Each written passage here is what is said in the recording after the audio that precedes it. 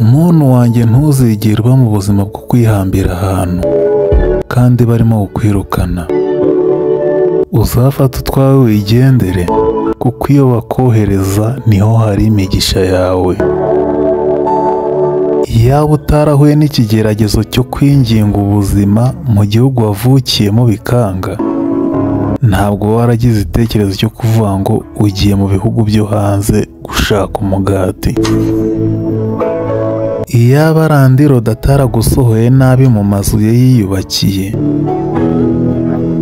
ngo ni uko wabuze amafaranga yo kuyishyura, ntabwo waragize kuraje yo gukora cyane ngo wubake iyawe.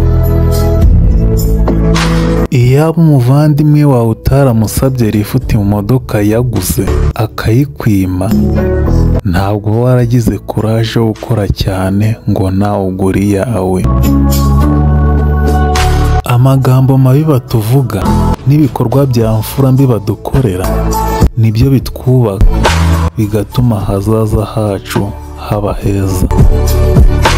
Hagati aho, ntuzange umuntu ngo ni uko yakuvuza amagambo mabi cyangwa se amagambo agusebya.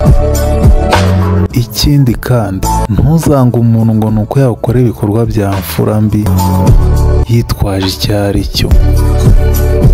Ahubwo ibyo agukoreye ujye ubifata ngaho ari itafari yubatse mu buzima bwawe, rizakugirira akamaro ahazaza hawe. Otherwise, bitekerezeho ibyo mvuze.